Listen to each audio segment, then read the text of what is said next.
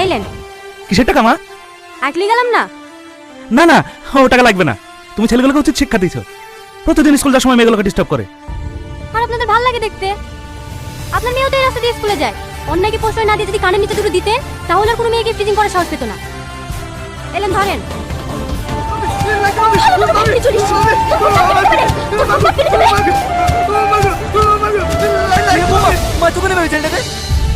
মারবো না, টুকটুকি কিনে দেয়া ভেঙে নিয়ে চলেছি।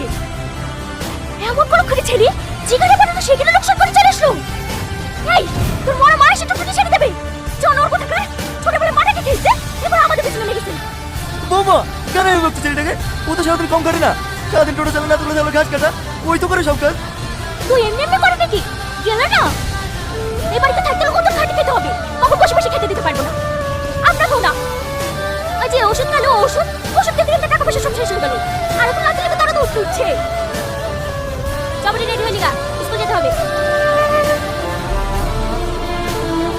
আর শোন, যতক্ষণ টুকটুকি সারা না হবে ভাত বলে আমার কাছে আসবি না। আজ থেকে তোর খাওয়া বন্ধ। টোটো ভাঙলি কি রে? আমি টোটো ভাঙিনি না না, আমার মামা মাঠে যাওয়ার সময়। কি হলো মামা, জমি দেখতে যাবেন না? হ্যাঁ যাচ্ছি একটু পরে। তুই ঘাস কাট গা, আমি টোটালি আসছি। ঠিক আছে মামা, এইলেন। আরে হ্যাঁ হ্যাঁ, 2 বোতল লেসি। চাটলে এসছি? সব লেসি। গাছ কেটে এসে দেখছি টোটো ভাঙা, মামা মাথায় পড়ে আছে।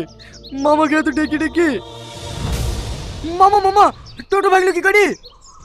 হ্যাঁ কোন শালা টোটো ভাঙলো রে? লিয়াস শালাকে জরিমানা করবো।